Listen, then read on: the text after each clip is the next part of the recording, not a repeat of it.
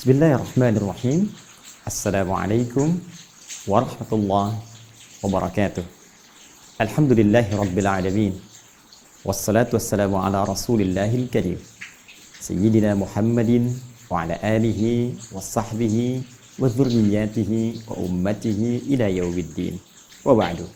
Saudara-saudariku dimanapun Anda berada, kembali kami menyapa, mendoakan kita semua dalam program yang insya Allah kita sukai bersama, yaitu Aku Suka.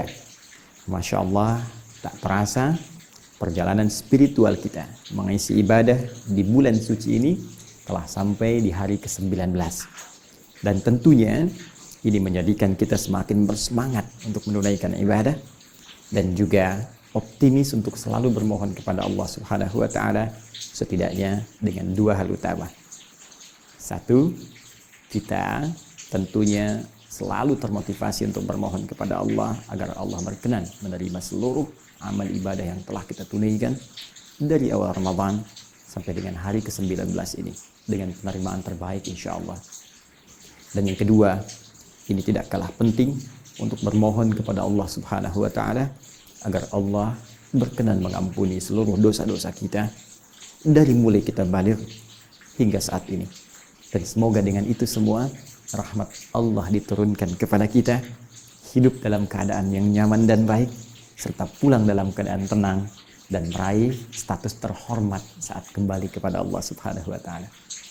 Di antara ikhtiar kita untuk mewujudkan itu, kita akan coba lanjutkan bahasan kita dengan meraih satu momentum kemuliaan yang hanya hadir di satu malam di bulan Ramadan. Untuk itulah saat ini kita akan mencoba mengkaji, membahas, menganalisis, dan memburu waktu malam mulia ini, yaitu malam Al-Qadar. Baik teman-teman sekalian, sebelumnya saya ingin mencoba mengingatkan di pertemuan yang lalu dengan merangkum secara singkat dan padat bahwa nuzul Al-Quran, turunnya Al-Quran menjadi penting untuk kita ulas karena terkait dengan dua sisi utama. Satu, terkait dengan keistimewaan Al-Quran yang langsung diisyaratkan, bahkan disebutkan spesifik oleh Allah Subhanahu wa taala dalam firman-Nya di Quran surah kedua Al-Baqarah ayat 185 itu dengan kalimat hudan syahrul ramadhan alladzi unzila fihil Quran. Dan telah tuntas saya uraikan bahkan dalam dua pertemuan yang lalu, hudan tiada lain berfungsi sebagai pedoman hidup yang tidak hanya cukup untuk dibaca, sekalipun itu berpahala, tapi lebih akan bernilai jika isinya dikeluarkan oleh kita menjadi titian dan pedoman kehidupan sesuai aktivitas yang telah kita rencanakan. Sekali lagi, dari Al-Fatihah sampai dengan An-Nas, turunkan dari semua ayat-ayat yang terletak di surah-surah mulia itu sesuai dengan aktivitas yang akan kita titi, turunkan petunjuknya, ikuti arahannya, dan kita akan rasakan perbedaan dan raihan kesuksesannya. Pun demikian, keistimewaan Al-Quran memiliki korelasi yang sangat erat dengan malam Al-Qadar yang penuh dengan rahasia. Ada banyak rahasia yang terkait dengan malam Al-Qadar, yang diantara rahasia terbesarnya adalah terkait dengan alur kehidupan kita, masiratul hayat, yang telah ditetapkan oleh Allah Subhanahu wa taala dengan pengetahuan Allah yang sangat sempurna, baik sebelum itu dialami, sedang dilalui, ataupun akan kemudian kita dapati. Allah mengetahui dan telah tuntas saya uraikan di pertemuan yang ke-18 edisi kemarin.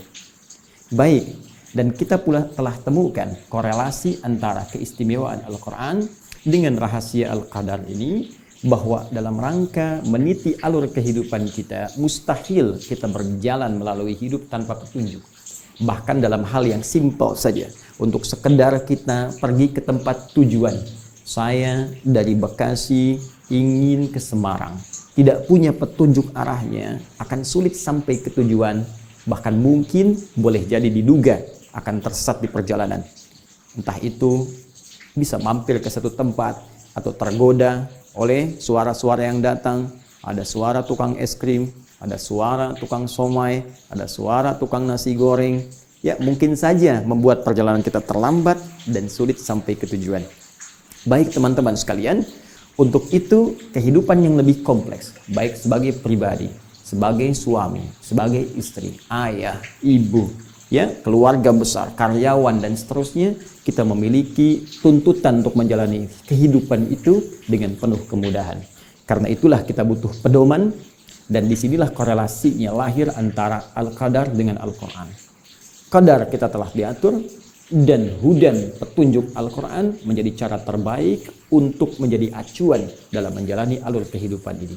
Rumus ini bila kita ingin turunkan dalam konteks pemberian, hudan ini sifatnya, pedomannya, pemberiannya, kata kerjanya disebut dengan hada. Ya, hada, sering kita katakan hadanallahu wa iyyakum. Semoga Allah memberikan hudan kepada kita dan Anda semua. Hada. Sedangkan qadar, kalau kita ingin jadikan dalam bentuk kata kerja bersifat pemberian, memberikan alur kehidupan untuk kita lalui dan memberikan peran kepada kita untuk berikhtiar dari sebagian alur hidup yang kita akan lalui, maka bahasa Arabnya kita katakan qaddara, yuqaddiru, qaddar. Antara qaddara dan hada, relasi ini dipertemukan langsung oleh Al-Quran dalam firman Allah di Quran surah Al-A'la, surah ke-87 itu. Ya. Di ayat yang ketiga. Ketika Allah berfirman, "Wallazi qaddara fahada." Wallazi qaddara, dialah Allah yang telah menetapkan alur kehidupan kita dan mengetahui jalannya, fahada, namun tidak membiarkan kita tersesat menjalaninya, namun memberikan pedoman kehidupan untuk mudah kita menjalani alur kehidupan yang kita titi, yaitu lewat Al-Quranul Karim. Nah, ada yang lebih menarik dari sini untuk kita kaji dalam pertemuan edisi ke-19 ini, yaitu turunan dari keistimewaan Al-Qadar yang tidak hanya mengandung rahasia yang telah kita uraikan korelasinya dengan Al-Quran di pertemuan yang lalu.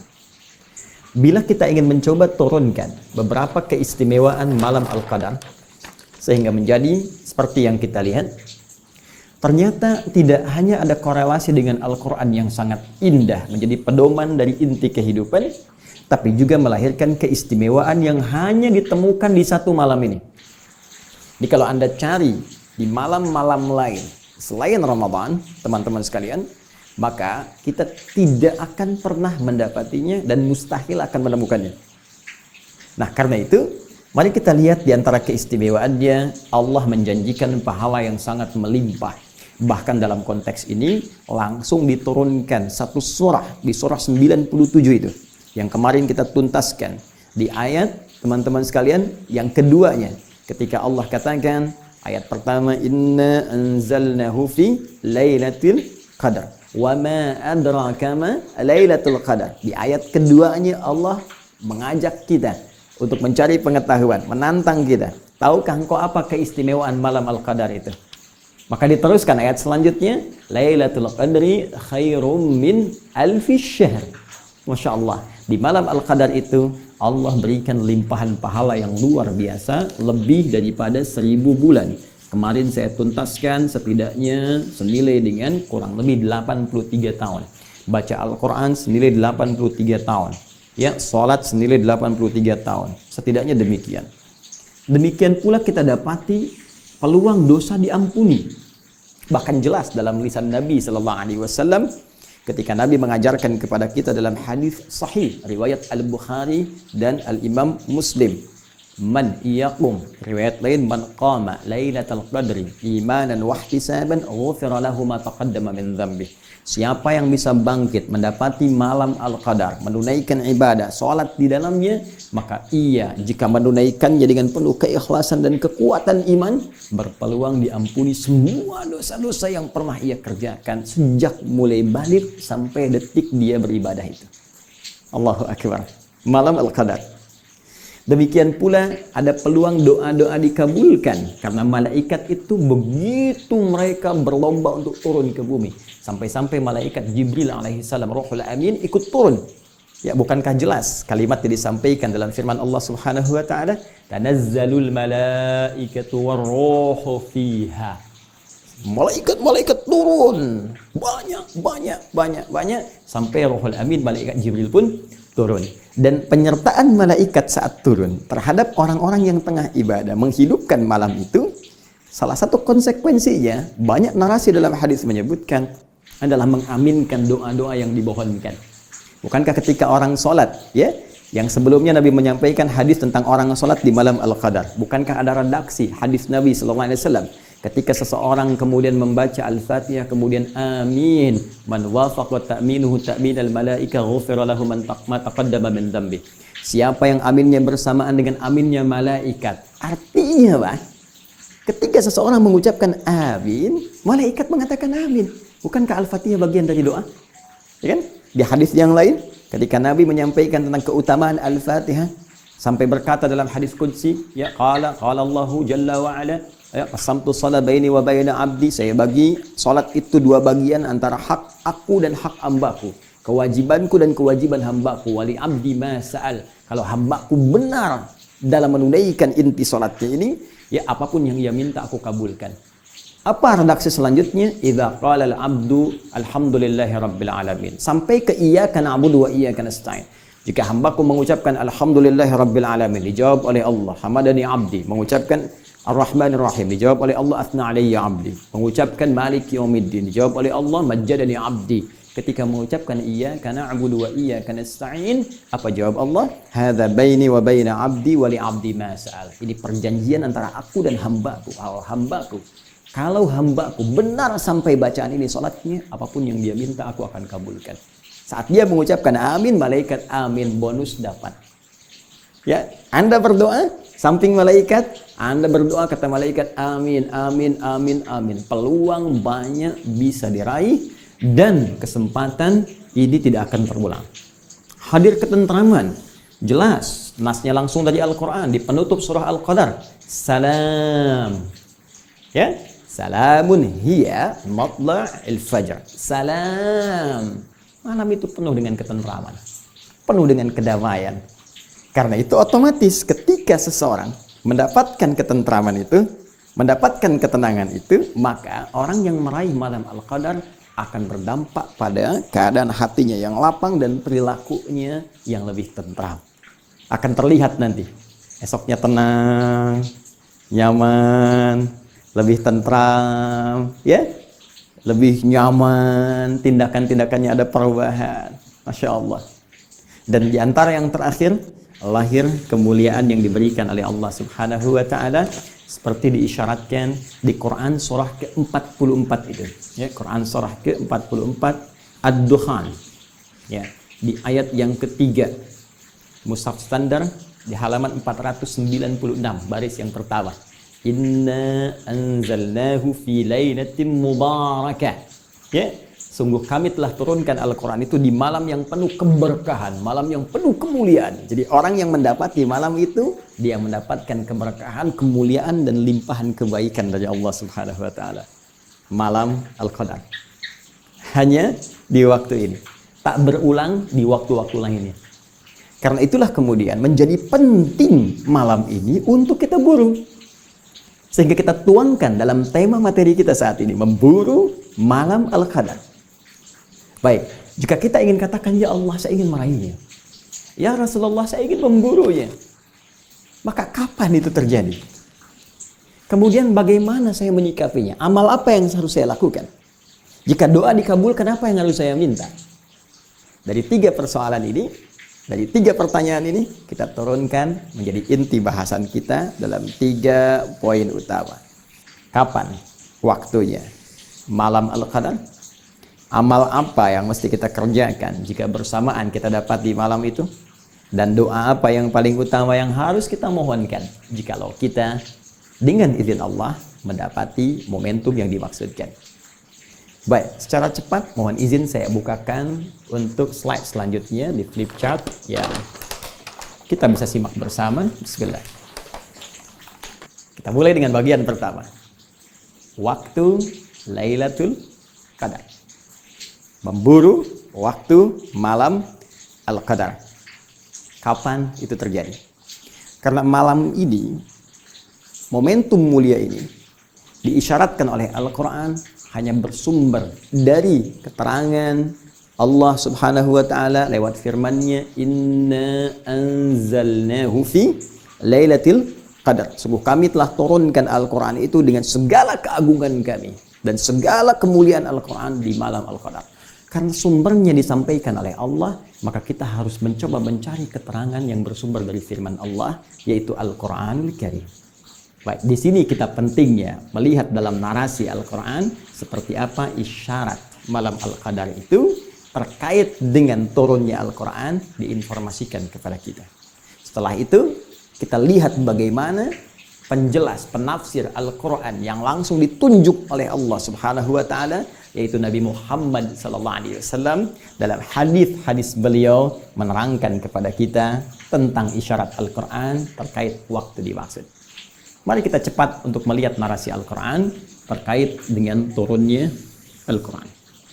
Teman-teman sekalian, malam Al-Qadar dikaitkan erat oleh Allah Subhanahu wa Ta'ala dengan peristiwa turunnya Al-Quran. Ketika Al-Quran diturunkan bersamaan dengan malam Al-Qadar. Sedangkan redaksi turunnya Al-Quran itu setidaknya diungkapkan oleh Al-Quran dengan dua diksi utama. Satu, menggunakan kata anzala, ini.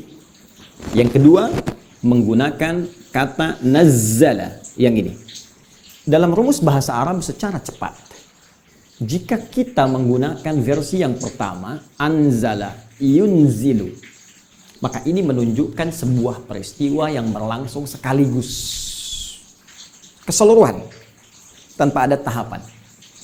Sebaliknya, jika kita gunakan kalimat nazzala, yunazzilu, menggunakan tasydid, maka ini menunjuk proses yang bertahap, munajjaman, tadarrujan, ya. Baik, sebuah proses jika dikaitkan dengan turunnya Al-Quran, bila kita gunakan redaksi yang pertama, ini menunjuk Quran isyaratnya diturunkan secara sekaligus, secara langsung. Jika kita menunjuk pada redaksi yang kedua, nazzala, maka ini menunjuk turunnya Al-Quran secara bertahap, berproses. Dan ulama sepakat bahwa tahapan penurunan Al-Quran yang berlangsung secara berproses itu, itulah tahapan yang diturunkan kepada Nabi Muhammad SAW. Sejak mulai periode Iqra berlangsung di Gua Hira itu, ya, pada tanggal 21 Ramadan. Ya, Syekh Safiyur Rahman Al-Mubarakfuri, ya, dalam kitabnya Ar-Rahiqul Makhtum menghimpun dengan sangat indah keterangan ini. Kata beliau, proses terjadinya turun wahyu kepada Nabi Muhammad SAW secara bertahap diawali dalam usia beliau 40 tahun, ya, kemudian 6 bulan, kemudian 12 hari. Ini dalam perhitungan Hijriyah. Nah, ini menarik sekali karena nanti di hadis riwayat Muslim,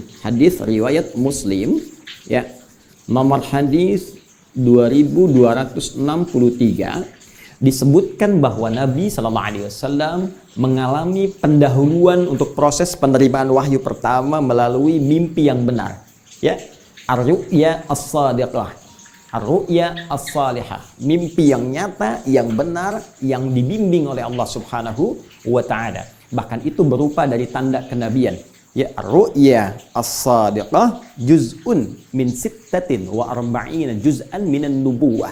Ya, di hadis Muslim nomor hadis 2263 disebutkan langsung oleh Nabi SAW, mimpi yang benar itu bagi para nabi adalah satu di antara 46 tanda kenabian. Ya, karena itu Nabi Yusuf kan pernah bermimpi, ya kan? Nabi Ibrahim bermimpi menyembelih putranya Ismail alaihissalam. Nabi Yusuf melihat, ya kan, matahari, bulan, dan 11 bintang sujud hormat di hadapannya. Bermula dari mimpi, tanda kenabian. Demikian karena itu bagian dari tanda kenabian, maka Nabi Muhammad pun SAW penghulu para nabi, pemimpin para rasul mengalami itu pula. Dan itu berlangsung selama 6 bulan. Masya Allah. Jadi tepat sekali 6 bulan itu diawali pendahuluan, kemudian dalam usia 40 tahun setelah periode ini beliau menerima wahyu pertama. Dalam perhitungan kalender Masehi, usianya 39 tahun, 3 bulan, 20 hari. Jadi kalau ada referensi sejarah menyebutkan beliau menerima wahyu dalam usia 40 tahun, itu yang dimaksud pendekatan hijriyah. Karena ini memang patokan dalam kalender Islam, dalam perhitungan dan penempatan peristiwa-peristiwa tertentu termasuk pelaksanaan ibadah. Apa hikmahnya menggunakan hijriyah dalam pelaksanaan ibadah? Sehingga terasa kenikmatan dalam ibadah itu dan kemudahan dalam pelaksanaannya. Anda bayangkan kalau sedang puasa sekarang, menggunakan penanggalan kalender matahari, maka Allahu Akbar bisa dipastikan yang kena musim panas puasanya akan musim panas terus sepanjang tahun. Yang musim dingin akan dingin terus sepanjang tahun. Tapi ketika menggunakan hijriyah, bukankah akan berputar? Sekarang mungkin musim panas, sekarang mungkin musim panas, nanti musim dingin, nanti musim semi, nanti musim gugur, dan seterusnya. Tapi kita tidak bicara tentang itu. Kita akan fokus bahwa narasi yang menggunakan diksi nazzala dalam konteks penurunan Al-Quran itu diturunkan kepada Rasulullah SAW secara bertahap. Sejak mulai usia 40 tahun, 6 bulan 12 hari, kurang lebih selama 23 tahun. 13 tahun selama di Mekah itu, dan 10 tahun selama di Al-Madinah Al-Munawwarah. Redaksi ini kita temukan misal di Quran surah ketiga Ali Imran di ayat yang ketiga, ya, di halaman 50 di mushaf sebelah kiri baris pertama.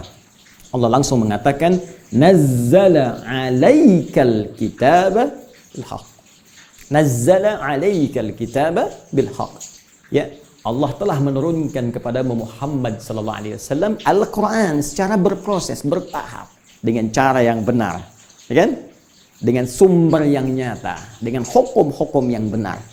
Baik, apa hikmah diturunkan secara bertahap itu kepada Nabi? Dijawab di Quran surah ke-25 Al-Furqan ayat 32. Ya, kadzalika linutsabbita bihi fuadak wa rattalnahu tartila. Demikian supaya kami memantapkan ayat yang diturunkan itu menghunjam pada jiwamu.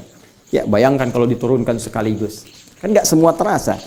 Ya, demikian Anda lah kalau saya sampaikan ceramah ini dalam tempo misalnya 10 jam tanpa henti. Berapa yang masuk ke jiwa kita?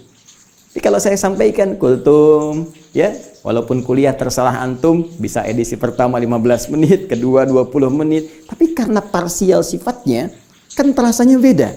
Dapat ilmu hari ini, menghunjam ke hati, kita amalkan. Besok ilmu baru lagi, menghunjam ke jiwa, kita amalkan. Kan berproses itu lebih nyaman.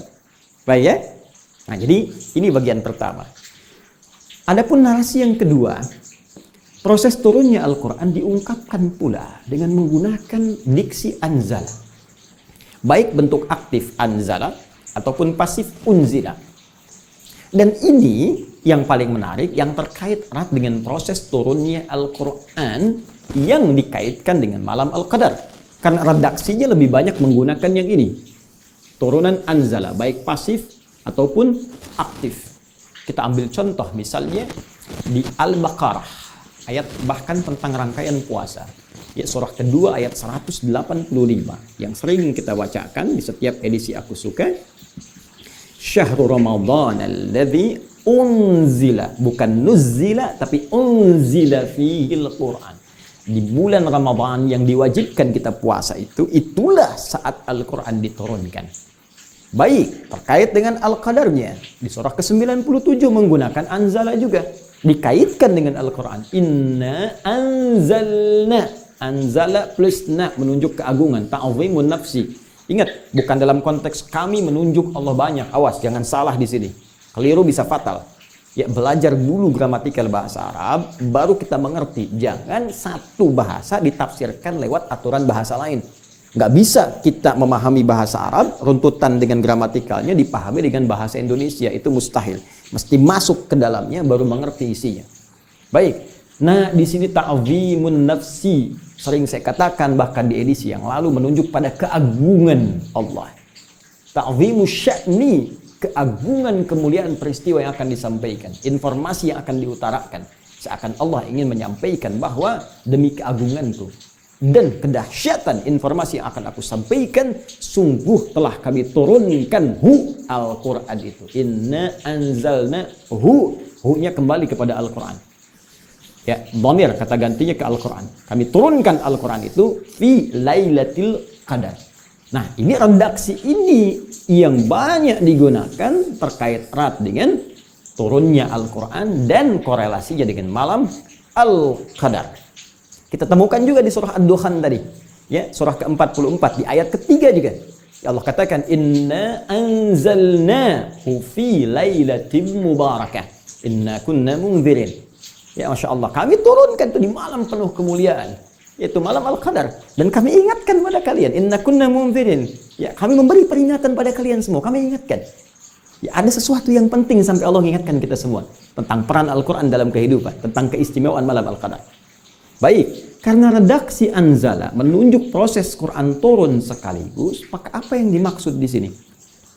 Disinilah pentingnya kita merujuk pendapat para ulama yang disebut oleh Nabi sebagai pewaris para nabi. Hadis riwayat Ibnu Majah nomor hadis 223, rawinya cari sahabat Abu Darda radhiyallahu taala anhu. Hadisnya cukup panjang, dimulai dengan man salaka tariqan yaltamisu fihi ilma sahala lahu tariqan ilal jannah sampai ke kalimat wa innal ulama'a warathatul anbiya. Dan sungguh para ulama itu pewarisnya para nabi. Wa innal anbiya lam yurithu dirhaman wala dinaran walakinnahum awrathul ilma atau warathul ilma. Dan para nabi tidak pernah mewariskan dirham dan dinar, tapi mewariskan pengetahuan. Karena itu penting kita melacak pengetahuan dari para ulama yang bahkan sanadnya tersambung pada Rasulullah SAW. Saking dahsyatnya dan pentingnya ini, Imam Muslim sampai membuat satu bab khusus di hadis Muslim jilid pertamanya di halaman 119 itu tentang babul isnad minad din. Pentingnya sanad, urutan-urutan informasi, transmisi pengetahuan sampai ke Nabi yang disampaikan ulama kita. Pentingnya itu semua dalam memahami tuntunan-tuntunan dalam agama syariat Islam kita. Maka teman-teman sekalian, para ulama menyampaikan redaksi ini anzala yang menunjukkan turunnya sekaligus, bukan menunjuk pada peristiwa saat diturunkannya Al-Quran secara bertahap pada Nabi Muhammad. Walaupun itu diketahui tanggal 21 Ramadan tadi yang saya utarakan, ya, 21 Ramadan di hari Senin, ya. Jadi ini turun hari Senin peristiwanya 21 Ramadan. Sedangkan yang ini yang dimaksudkan turunnya Al-Quran dari Lauh Mahfuz, tingkat tertinggi, ke Baitul Izzah, Sama'id dunya, ke langit dunia. Jadi belum turun ke bumi, ya. Jadi turun ke langit yang langsung langit itu berbatasan dengan dunia. Belum turun, ya, belum sampai ke buminya. Kalau kita urutkan nanti keterangan-keterangan dalam Al-Quran dan hadis, ada berlapis-lapis ke langit, ya, menuju sampai ke arsy yang paling tinggi. Wallahu a'lam seperti apa, tapi nanti saat kita berpulang, saat meninggal dunia, itu akan tampak kita saat kembali pada Allah Subhanahu wa Ta'ala. Kalau Anda ingin belajar lebih jauh dan waktu kita nanti masih panjang, dalam kesempatan yang lain kita akan belajar tentang peristiwa Isra dan Mi'raj Nabi sallallahu alaihi wasallam. Bagaimana di langit pertama bertemu dengan Nabi Adam alaihissalam, langit kedua, langit ketiga, sampai di langit ketujuh, kemudian menerima perintah dari Allah Subhanahu wa Ta'ala. Jadi dari Lauh Mahfuz sampai ke Baitul Izzah, ya, di surah Al-Buruj dalil tentang Lauh Mahfuz, fi lauhim mahfuz, diturunkan ke dalam Baitul Izzah. Ini untuk diumumkan saking dahsyatnya Al-Quran, pentingnya Al-Quran, diumumkan bukan hanya kepada penduduk bumi, Allah umumkan kepada seluruh penghuni langit. Ini maksud hikmahnya. Jadi dari tahap tertinggi diturunkan, malaikat yang ada memikul arsy tahu, malaikat di langit yang ke-6 tahu, langit ke-5 tahu, sampai ke sama'id dunya, semua yang bertugas diumumkan oleh Allah. Al-Quran akan turun sebagai alur kehidupan manusia, sekaligus menunjukkan pengetahuan Allah Subhanahu wa Ta'ala pada peristiwa yang belum terjadi. Nanti ada yang akan bertanya tentang hukum khamar, yas'alunaka 'anil khamri. Kejadiannya kan baru nanti di zaman syariat, ya kan? Saat disampaikan pada Nabi. Tapi Allah ingin memberikan pengetahuan kepada seluruh malaikat bahwa Allah Maha mengetahui tentang semua peristiwa. Ini alur kehidupan manusia. Bagaimana nanti manusia berproses. Ini petunjuk-petunjuknya. Ini saking dahsyatnya Al-Quran. Jangankan ahlu bumi. Kata Allah, semua ahlu sama, ahlu langit mesti mengetahuinya. Jadi sebelum disampaikan pada Nabi Muhammad, disampaikan dulu pada seluruh penghuni langit, sekaligus menunjukkan status tingginya Rasulullah SAW. Jadi Anda bayangkan, penghuni langit menghormati Nabi Muhammad SAW. Kenapa anak bumi yang wafat di telan tanah lantas tega mencela beliau? Bahkan seorang non-muslim pun menempatkan beliau dalam urutan pertama manusia paling berpengaruh. yang penuh dengan kelembutan, yang sangat perhatian. Tiba-tiba ada orang entah datang dari mana menyoal beliau. Yang orang ini pun belum tentu jelas segala kebaikannya. Baik, kembalikan ke sini teman-teman sekalian. Jadi ini jika disebutkan proses ini berlangsung secara sekaligus, maka yang dimaksudkan adalah turunnya Al-Quran dari Lauh Mahfuz ke Baitul Izzah. Sekarang kapan waktunya? Cari lagi di Al-Quran, karena sumbernya di sini kan. Baik, peristiwa ini kita akan bisa lihat waktunya jika kita keluarkan kata ini pula, anzala. Cari kembali. Kita temukan di antara yang paling spesifik, dan ini pendapat sementara ulama pula, ada di Quran surah ke-8, Al-Anfal. Kalau kita temukan di ayat ke-41, paling kiri, sebelah atas, di pertengahan, di halaman 182, baris yang ketiga, Allah berfirman, wa ma anzalna ala abdina yaumal furqani yaumal taqal jam'an. Allahu akbar. Wa ma anzalna, dan terhadap apa yang telah kami turunkan, anzala secara sekaligus, yaumal furqani, pada hari pembeda, yaumal taqal jam'ani, apa yang berbeda itu ketika bertemu dua pasukan yang beda. Satu pasukan iman dikomandoi Nabi Muhammad SAW, satu pasukan ingkar dikomandoi Abu Jahal. Kapan bertemu Nabi Muhammad dan Abu Jahal dalam peperangan yang dahsyat itu? Perang Badar. Kapan terjadinya? Hari Jumat 17 Ramadan.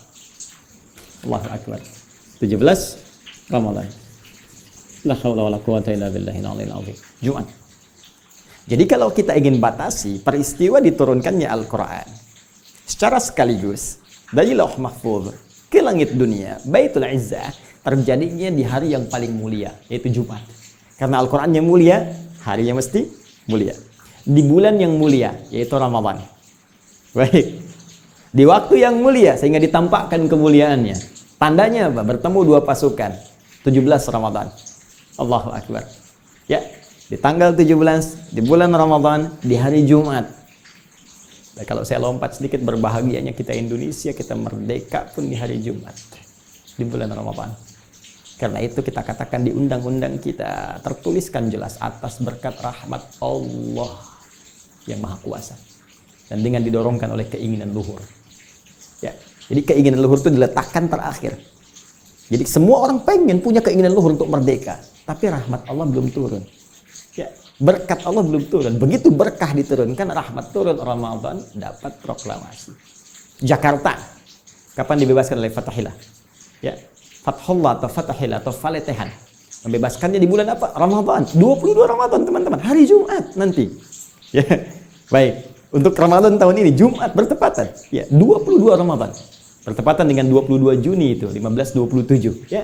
Nah, ini sekedar pengetahuan saja. Saya ingin menunjukkan bahwa ketika Allah memberikan kemuliaan-kemuliaan seringkali bertepatan dengan Ramadan. Al-Quran itu mulia yang paling utama. Turunnya Ramadan, bulannya bulan Ramadan, harinya Jumat bersamaan dengan momentum Perang Badar. Nah, tapi apakah kita bisa simpulkan bahwa Lailatul Qadar terjadi di tanggal 17? Ya. Apakah kita bisa simpulkan setiap Ramadan tanggal 17 akan tiba 17? Maka cari di malam yang ke-17. Ternyata teman-teman, pemahamannya tidak sesederhana itu. Karena setiap kita akan pahami Al-Quran, kita harus merujuk pada penafsir terbaik yang langsung ditunjuk oleh Allah. Lebih otoritatif. Kita siapa? Ini Nabi langsung ditunjuk Allah. Ini Rasulullah, manusia terbaik. Maka kita lihat bagaimana Nabi SAW memberikan penjelasannya. Lacak dalam kitab-kitab hadis. Di Al-Bukhari, nomor hadis 2020. Tersebut juga di hadis Muslim, nomor hadis 1169. Dan ini saya sudah cek. Ya, cek langsung redaksi hadisnya, dilihat penomorannya, juga rawinya dari Sayyidah Aisyah radhiyallahu taala anha, ibunda kita semua. Ummul Mukminin. Ya, apa redaksi nabinya? Taharru Lailatul Qadri fil ashril awakhir. Di mana? Berburulah kalian. Oh, makanya kita bikin judul berburu, mengambil sunnah Nabi. Berburulah kalian malam Al-Qadar itu di 10 hari terakhir Ramadan. 10 hari terakhir. Itu 17 belum masuk nih. Ya. Nabi minta 10 terakhir. Ya, kalau malam kan berarti malam 21, 22, 23 sampai malam 30. Kalau jatuhnya 29 berarti malam 20 sampai malam 29. Nah, ini 17. Nah, ya gimana Ustadz? Ini kata Quran isyarat 17. Yang ini kata Nabi di 10 hari terakhir. Bahkan yang menarik, lihat lagi di sini teman-teman sekalian, di hadis Al-Bukhari, nomor hadis 2017. Kemudian juga riwayat dari Sayyidah Aisyah, cari di malam-malam ganjil. Ya. What 3 bahasa hadisnya. Cari di yang ganjil-ganjilnya. 21, 23, 25, 27, 29. Baik, ada lagi hadis dari riwayat Ibnu Umar, Abdullah Ibnu Umar radhiyallahu taala anhuma. Di hadis Muslim ditemukannya, nomor hadis 1165. Spesifik cari di 7 terakhir yang ganjil. Ya, 7 terakhir yang ganjil berarti ya kalau kita mulai dari 23, ya 25, 27, 29. Ya, kan 7 terakhir kan tadi hitungan 3 kan 23, 24, 25, 26, 27, 28, 29. Kalau kita lihatnya nanti 30 berarti dari 24 ya. Kalau ambil yang ganjilnya berarti malam 23, 25, 27, 29. Spesifik. Nah, di sini ternyata kalau kita kompromikan, kalau di fikih itu ada namanya al-jam'u wat taufiq. Ya, dikompromikan, disatukan untuk melihat kemana arah pemahaman ini. Nah, ini biasa standar. Kadang ada satu peristiwa hadisnya banyak ingin menunjukkan tentang satu hal yang sangat lengkap. Kalau diambil sebagian nggak ketemu. Kayak Bismillahirrahmanirrahim hadisnya banyak. Ada yang menghitung sampai 70. Ternyata ketika dikumpulkan ada yang sir, ada yang jahar, ada yang nggak dibaca sama sekali. Ada rakaat pertama dibaca jahar, selanjutnya tidak. Jadi tahu kita cara baca Bismillah ada 4 cara. Pun demikian terkait dengan ini teman-teman, disimpulkan bahwa fase pertama kali saat turunnya dari Lauh Mahfuz ke Baitul Izzah pernah terjadi 17 Ramadan. Namun setelah itu dengan kehendak Allah Subhanahu wa taala bisa kemudian di tahun-tahun berikutnya setelah peristiwa pertama ini bisa Allah gantikan. Bisa dipertukarkan, bisa di malam ke-21, bisa di malam ke-23, bisa di malam ke-25. Bahkan dalam riwayat Nabi Sallallahu Alaihi Wasallam pernah aku ditunjukkan waktunya, diberi tandanya, cuma kemudian setelah terbangun dibuat lupa tanggalnya, hanya diberikan tanda-tandanya.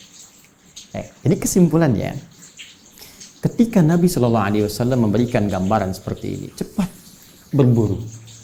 Bahkan di riwayat lain kencangkan ikat pinggangmu, lebih semangat lagi. Ini menunjukkan memang mahal malam Al-Qadar itu. Kalau murah langsung ditunjukkan. Tapi karena mahal, semua kita diminta berusaha. Coba lihat kompetisi. Kalau hadiahnya mahal kan kompetisinya berat.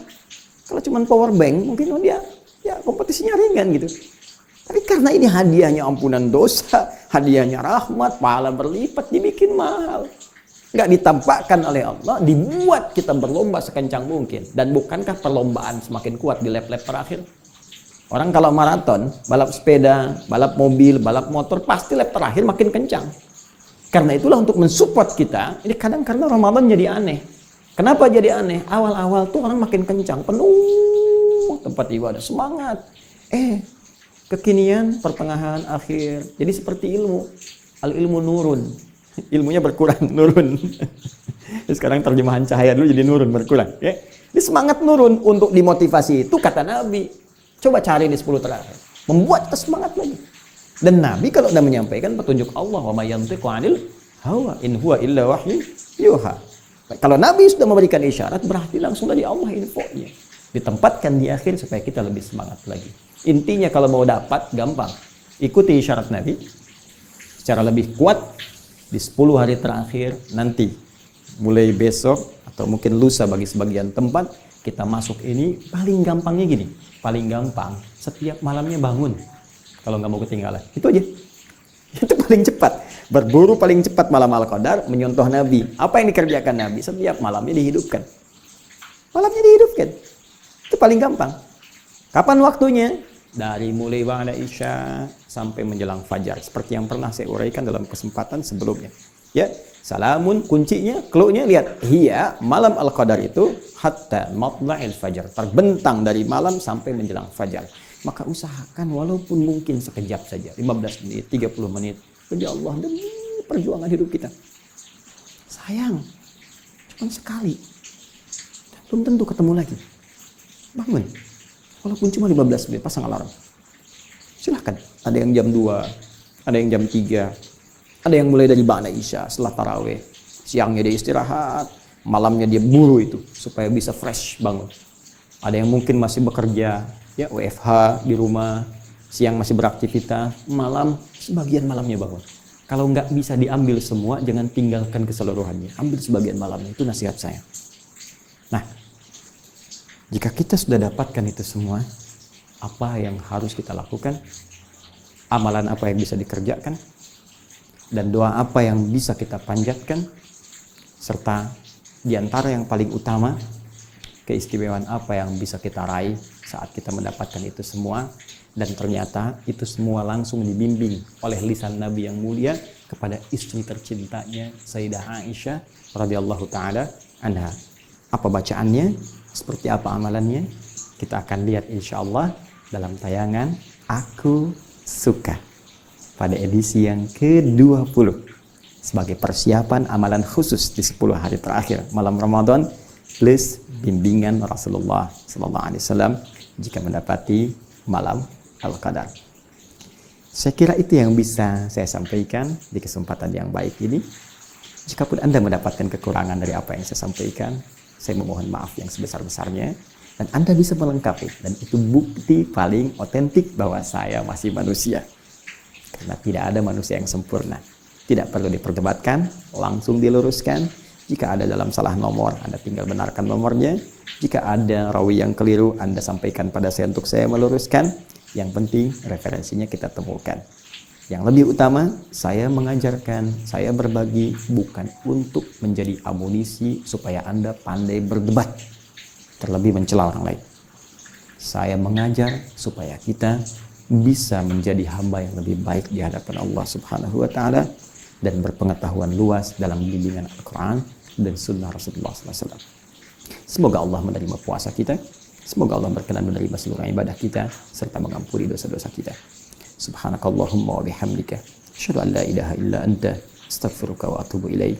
Wa akhiru da'wana alhamdulillahi rabbil alamin wal 'afu minkum. Assalamualaikum warahmatullahi wabarakatuh.